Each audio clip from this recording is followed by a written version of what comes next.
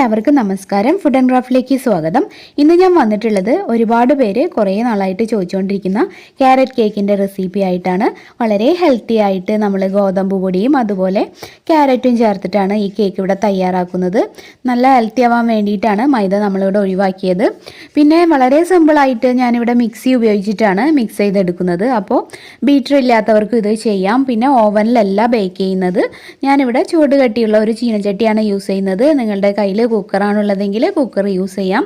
അതുപോലെ നോൺ സ്റ്റിക്കിൻ്റെ കട്ടിയുള്ള പാത്രമാണെങ്കിൽ അത്, അങ്ങനെ എന്തായാലും ചൂട് കട്ടിയുള്ള ഏത് പാത്രത്തിലും നിങ്ങൾക്ക് ഇപ്പോൾ കേക്ക് ബേക്ക് ചെയ്തെടുക്കാം. അപ്പോൾ നല്ല ഈസി ആയിട്ടുള്ള ഈ റെസിപ്പി നിങ്ങളെല്ലാവരും കുഞ്ഞുങ്ങൾക്കൊക്കെ ഉണ്ടാക്കി കൊടുക്കണം.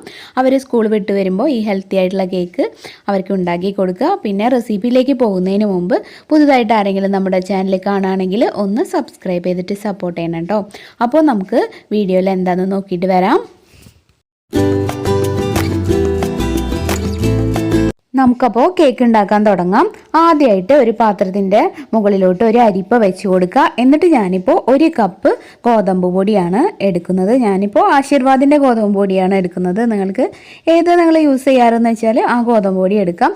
എന്നിട്ട് അത് കറക്റ്റായിട്ട് 1 കപ്പ് അളവിന് അളന്നിട്ട് ഈ അരിപ്പയിലോട്ട് ഇട്ട് കൊടുക്കുക. ഞാൻ പറഞ്ഞിട്ടുള്ളതാണ്, കപ്പ് വെച്ചിട്ട് അളക്കരുത്. ഒരു സ്പൂൺ വെച്ചിട്ട് കപ്പിലോട്ട് ഇട്ട് കൊടുക്കുക. എന്നിട്ട് ഒന്ന് ലെവൽ ചെയ്യുക. എന്നാലേ കറക്റ്റായിട്ട് നമുക്ക് മെഷർമെൻറ്റ് കിട്ടുള്ളൂ. അല്ലെങ്കിൽ അത് ഒരുപാട് പാക്ക്ഡ് ആയി പോവും, ഒരുപാട് പൊടി നമുക്ക് വരും. അപ്പോൾ കറക്റ്റ് അളവാവില്ല. അതുകൊണ്ടാണ് പറയുന്നത്. അപ്പോൾ ആദ്യം നമുക്ക് ഈ പൊടി ഈ അരിപ്പയിലോട്ട് ഇട്ട് കൊടുക്കാം. പിന്നെ ഞാൻ ഇതിലോട്ട് ചേർക്കുന്നത് 1.5 ടീസ്പൂൺ ബേക്കിംഗ് പൗഡറും 1/2 ടീസ്പൂൺ ബേക്കിംഗ് സോഡയുമാണ്. ബേക്കിംഗ് സോഡയും ബേക്കിംഗ് പൗഡറും തമ്മിലുള്ള വ്യത്യാസത്തെക്കുറിച്ച് ഞാനൊരു വീഡിയോ ഒക്കെ ചെയ്തിട്ടുണ്ട്. നിങ്ങൾക്ക് എന്തെങ്കിലുമൊക്കെ സംശയം ഉണ്ടെങ്കിൽ ആ വീഡിയോ കണ്ടു നോക്കാം കേട്ടോ. പിന്നെ നമുക്ക് ഒരു നുള്ളു ഉപ്പും കൂടി ഇതിലോട്ട് ചേർത്തിട്ട് നന്നായിട്ടൊന്ന് മിക്സ് ചെയ്തിട്ട് ഇത് അരിച്ചെടുക്കണം. ഒരു 2-3 തവണയൊക്കെ അരിച്ചെടുത്താൽ കൂടുതൽ നല്ലതാണ്. അരിച്ചരിച്ച് വരുമ്പോൾ ഏറ്റവും ലാസ്റ്റ് കുറച്ച് തരി പോലെയൊക്കെ ഗോതമ്പാവുമ്പോൾ അങ്ങനെ ഉണ്ടാവും, മൈദ പോലെയല്ല.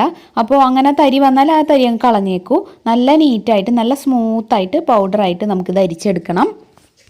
ഇനിയിപ്പോൾ ഞാനിവിടെ ചെയ്യുന്നത് 2 മീഡിയം സൈസ് ക്യാരറ്റുകൾ തൊലിയൊക്കെ കളഞ്ഞെടുത്തിട്ട് നന്നായിട്ട് കഴുകി വൃത്തിയാക്കിയിട്ട് ഒട്ടും വെള്ളമില്ലാണ്ട് ഇങ്ങനെ ചെറിയ പീസുകളാക്കി ഒരു കപ്പിലോട്ട് ഇട്ട് കൊടുക്കുക. 1 കപ്പ് അളവിനാണ് ഞാൻ എടുക്കുന്നത്. ക്യാരറ്റിൻ്റെ വലുപ്പം പറയുമ്പോൾ ചിലപ്പോൾ അത് വ്യത്യാസം ഉണ്ടാവില്ല. അതുകൊണ്ടാണ് ഞാൻ കപ്പിലെടുത്തത്. അപ്പോൾ കറക്റ്റ് നമ്മൾ ഏതിലാണോ മൈദ അളന്നത് ആ കപ്പിൽ 1 കപ്പ് ക്യാരറ്റ് ഇങ്ങനെ നന്നായിട്ടൊന്ന് ചതച്ചെടുക്കുക. നല്ല സ്മൂത്തായിട്ട് വേണം, എന്നാൽ അരഞ്ഞ് പേസ്റ്റും ആവരുത്. ആ ഒരു രീതിക്ക് ചതച്ചെടുത്തിട്ട് ഇത് മാറ്റി വയ്ക്കുക. ഇനി അടുത്ത സ്റ്റെപ്പ്, മിക്സിയുടെ ഒരു ജാർ എടുക്കുക. അതിലൊട്ടും വെള്ളം പാടില്ല, നന്നായിട്ട് തുടച്ചെടുക്കണം. എന്നിട്ട് ഒരു മുട്ട എടുത്തിട്ട് പൊട്ടിച്ചൊഴിക്കുക. ഇങ്ങനെ 4 മുട്ടയാണ് നമുക്ക് ഈ കേക്കിന് വേണ്ടത്. 4 മുട്ടയും നന്നായിട്ട് തുടച്ചതായിരിക്കണം, വെള്ളമൊന്നും പാടില്ല. റൂം ടെമ്പറേച്ചർ ഉള്ളതായിരിക്കണം. ഫ്രിഡ്ജിൽ നിന്നൊക്കെ എടുത്ത് നന്നായിട്ട് തണവ് മാറ്റിയിട്ടുള്ള മുട്ടയാണ്. അത് നന്നായിട്ടൊന്ന് അടിച്ച് പതപ്പിച്ചെടുക്കണം. ബീറ്റർ ഉള്ളവർ ബീറ്റർ വെച്ച് ചെയ്യുക. ഇപ്പോൾ ഞാൻ എല്ലാവർക്കും വേണ്ടിയിട്ട് മിക്സിയിലാണ് ചെയ്ത് കാണിക്കുന്നത്. ഞാനിതിപ്പോൾ ഒരു 3 മിനിറ്റൊക്കെ അടിച്ച് നന്നായിട്ട് പതപ്പിച്ചെടുത്തു. ഒരു 5 മിനിറ്റ് വരെയൊക്കെ നമുക്ക് അടിക്കാം. നന്നായിട്ട് പതഞ്ഞ് വരണം. പക്ഷേ മിക്സി ചൂടാവരുത്. നിർത്തിയിട്ട് അടിക്കുക. ചൂടാവുന്നു തോന്നുമ്പോൾ ഓഫ് ചെയ്യുക. എന്നിട്ട് പിന്നെ കുറച്ച് കഴിഞ്ഞിട്ട് വീണ്ടും അങ്ങനെ നന്നായിട്ട് നമുക്ക് എത്രത്തോളം പറ്റുമോ അതുപോലെ നന്നായിട്ട് പതച്ച് എടുക്കുക. അതിലേക്ക് നമുക്ക് എടുത്ത് വെച്ചിട്ടുള്ള പഞ്ചസാര കുറേശ്ശെയായിട്ട് ഇട്ട് കൊടുത്തിട്ട് അടിച്ചെടുക്കുക. ആദ്യം ഒരു പകുതി എടുക്കുക, പിന്നെ ഒന്ന് അടിക്കുക, പിന്നെ വീണ്ടും പകുതി, അങ്ങനെ ഫുള്ള് നന്നായിട്ട് പഞ്ചസാര ഇതിൽ അലിയിച്ചെടുക്കണം. ഒട്ടും തരി പാടില്ല. ഈ സമയത്ത് നമുക്ക് കുറച്ച് വാനില എസൻസ് കൂടി ചേർത്തിട്ട് നന്നായിട്ട് പതപ്പിച്ചെടുക്കാം. അപ്പോൾ മുട്ടയുടെ ആ ഒരു സ്മെല്ലൊന്നും അങ്ങനെ ഉണ്ടാവില്ല. അടുത്തതായിട്ട് ഞാൻ ഇതിലേക്ക് ഒരു 8 ടേബിൾ സ്പൂണാണ് സൺഫ്ലവർ ഓയിൽ ചേർക്കുന്നത്. നിങ്ങൾക്ക് ബട്ടർ വേണമെങ്കിൽ ഉരുക്കിയിട്ട് ചേർക്കാം, അല്ലെങ്കിൽ ഏതെങ്കിലും വെജിറ്റബിൾ ഓയിൽ ചേർക്കാം. പക്ഷേ വെളിച്ചെണ്ണ യൂസ് ചെയ്യരുത്. ഇതൊന്ന് ജസ്റ്റ് ഒന്ന് തിരിച്ചെടുക്കുക. അധികം നേരം വേണ്ട, ഒന്ന് മിക്സ് ആയാൽ മതി. അതിനുശേഷം നമുക്ക് നേരത്തെ നമ്മൾ അരച്ച് വെച്ചില്ലേ, ക്രഷ് ചെയ്ത് വെച്ച ആ ഒരു ക്യാരറ്റും കൂടി ഇട്ടിട്ട് ജസ്റ്റ് ഒന്ന് തിരിച്ചെടുക്കുക. അപ്പോഴും നന്നായിട്ട് കുറേ സമയം ഒന്നും അടിക്കരുത്, അത് ആകെ അരഞ്ഞു പോവും. അങ്ങനെ വേണ്ട, ജസ്റ്റ് ഒന്ന് തിരിച്ചെടുത്തിട്ട് അപ്പോൾ തന്നെ നമുക്കതൊരു പാത്രത്തിലോട്ട് മാറ്റാം. ഇനി അടുത്തതായിട്ട് നമ്മൾ നേരത്തെ അരിച്ച് മാറ്റി വെച്ചിട്ടുള്ള ആ ഒരു ഗോതമ്പ് പൊടിയുടെ മിക്സില്ലേ, അത് കുറേശ്ശെയായിട്ട് ഇതിലോട്ട് ഇട്ടിട്ട് മിക്സ് ചെയ്ത് കൊടുക്കുക. ഒരേ സൈഡിലേക്ക് മാത്രം ഇളക്കണം.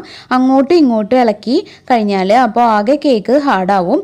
പിന്നെ ഓവർ മിക്സ് ആവാനും പാടില്ല. ജസ്റ്റ് മിക്സ് ആയി കഴിഞ്ഞാൽ അടുത്ത ഒരു ബാച്ച് ഇടുക, വീണ്ടും ഒരേ സൈഡിലേക്ക് മിക്സ് ചെയ്യുക, വീണ്ടും അടുത്തത് ഇടുക. അങ്ങനെ ഒരുമിച്ചിട്ട് കഴിഞ്ഞാലും പിന്നെ കട്ട പിടിച്ചാൽ പിന്നെ കട്ട കളയാൻ പാടാണ്. അപ്പോൾ ജസ്റ്റ് കുറേശ്ശെ ഇട്ടിട്ട് നന്നായിട്ട് ഒന്ന് മിക്സ് ചെയ്യുക. മിക്സ് ചെയ്ത് കഴിഞ്ഞാൽ പിന്നെ അപ്പം തന്നെ നിർത്തുക. വീണ്ടും വീണ്ടും ഓവർ മിക്സ് ആക്കി കഴിഞ്ഞാൽ കേക്ക് ശരിയാവില്ല. കണ്ടോ, ഇതുപോലെയാണ് ഇപ്പോൾ നമ്മുടെ കേക്കിൻ്റെ ബാറ്റർ ഇരിക്കുന്നത്. ഇതിലിപ്പോൾ പാലൊന്നും ചേർക്കേണ്ട ആവശ്യമില്ല. ഒരുവിധം പാകത്തിന് തന്നെ ലൂസായിട്ടാണ് നമുക്കിത് കിട്ടുന്നത്. ഇനി നമുക്ക് അത് ഓയിലൊക്കെ ഒന്ന് തേച്ച് വെച്ചിട്ടുള്ള ഒരു ബേക്ക് ചെയ്യാനുള്ള പാത്രത്തിലോട്ട് മാറ്റാം. ഞാനിവിടെ ഇങ്ങനെയുള്ള ഒരു അലുമിനിയത്തിൻ്റെ പാത്രത്തിലാണ് കേക്ക് ബേക്ക് ചെയ്യാൻ ഉദ്ദേശിക്കുന്നത്. അതിൽ കുറച്ച് സൺഫ്ലവർ ഓയിൽ ഒന്ന് എല്ലാ സൈഡിലും തടവി കൊടുത്തിട്ട് അടിയിലൊരു ബട്ടർ പേപ്പറും കട്ട് ചെയ്തിടുന്നുണ്ട്. കറക്റ്റായിട്ട് കേക്ക് ബേക്കായി വരുമ്പോൾ അത് പെട്ടെന്ന് തന്നെ വിട്ടു പോരാനാണ്. ബട്ടർ പേപ്പർ ഇല്ലെങ്കിൽ നിങ്ങൾ A4 ഷീറ്റിൽ നന്നായിട്ടൊന്ന് ഓയിൽ ബ്രഷ് ചെയ്ത് കൊടുത്തു കഴിഞ്ഞാൽ അതൊരു ബട്ടർ പേപ്പർ പോലെ തന്നെയാവും. അത് വിരിച്ചു കൊടുത്താലും മതി. ഇതിൻ്റെ ഇടയിൽ നമ്മൾ ഗ്യാസിൽ ഏത് പാത്രമാണോ ബേക്ക് ചെയ്യാൻ ഉദ്ദേശിക്കുന്നത് അതിലൊരു തട്ടും കൂടെ വെച്ചിട്ട് ഒരു സ്റ്റാൻഡ് ഏതെങ്കിലും വെക്കുക, അല്ലെങ്കിൽ ഒരു മൂടി കമഴ്ത്തി വെച്ചാലും മതി. എന്നിട്ട് അത് മൂടിയിട്ട് നന്നായിട്ട് ചൂടാക്കിക്കൊണ്ടിരിക്കണം. അപ്പോഴേ നമ്മൾ കറക്റ്റ് കേക്കിൻ്റെ ബാറ്റർ തയ്യാറാക്കി വരുമ്പോഴേക്കും ഇത് ചൂടായിട്ടുണ്ടാവണം. അപ്പോൾ നമുക്ക് വേഗം തന്നെ കേക്കിൻ്റെ ബാറ്റർ ഇതിലോട്ട് ഇറക്കി വെക്കാം. കേക്ക് ടിന്നിൽ ഒഴിച്ച ശേഷം ഒന്നിങ്ങനെ തട്ടി കൊടുക്കുക. ടാപ്പ് ചെയ്യാന്നാണ് ഇതിനെ പറയുക. എല്ലാ എയർ ബബിൾസും പോവാനാണ്. ഉള്ളിൽ അല്ലെങ്കിൽ ഹോൾസ് വരും കേക്കിൻ്റെ. അപ്പോൾ കറക്റ്റായിട്ട് 2-3 തവണ ഒന്ന് ടാപ്പ് ചെയ്തിട്ട് ചൂടാക്കിയിട്ടുള്ള ആ ഒരു പാത്രത്തിലോട്ട് നമുക്ക് മാറ്റാം. ഞാൻ ഈ ബാറ്റർ ഇങ്ങനെ വെച്ച് കൊടുത്തിട്ട് ഇത് അടച്ച് വെക്കുകയാണ്. ആദ്യത്തെ ഒരു 5 മിനിറ്റ് മീഡിയം ഫ്ലെയിമിലും പിന്നെ ഒരു 35 മിനിറ്റോളം ലോ ഫ്ലെയിമിലും വെക്കുക. നിങ്ങളുടെ ഫ്ലെയിമിൻ്റെ ചൂടനുസരിച്ച് ചെറിയ വ്യത്യാസമൊക്കെ വരും. ഒരു 30 മിനിറ്റ് കഴിയുമ്പോൾ ജസ്റ്റ് ഒന്ന് തുറന്നു നോക്കുക. ചെറുതായിട്ട് തുറന്നു നോക്കിയാൽ മതി. എന്നിട്ട് വെന്തുന്ന് തോന്നുകയാണെങ്കിൽ ഒന്ന് കുത്തി നോക്കുക എന്തെങ്കിലും ഒരു സ്ക്വയർ വെച്ചിട്ട്. അപ്പോൾ എന്തെങ്കിലും മാവ് ഒട്ടിപ്പിടിക്കുന്നുണ്ടെങ്കിൽ വെന്തിട്ടുണ്ടാവില്ല. അപ്പോൾ കുറച്ച് ഒരു 5 മിനിറ്റ് കൂടി വെക്കുക. അങ്ങനെ എനിക്കിപ്പോൾ ഒരു 40 മിനിറ്റോളം എടുത്തു ഇത് കുക്കായിട്ട് വരാൻ. ഇതിപ്പോൾ തണുത്ത് തുടങ്ങിയിട്ടുണ്ട്. ഇനി ഞാൻ ഇതിൻ്റെ സൈഡൊക്കെ ഒരു കത്തി വെച്ച് വിടിയിച്ച് കൊടുത്തിട്ട് ഇത് നമുക്ക് പുറത്തോട്ട് എടുക്കാം.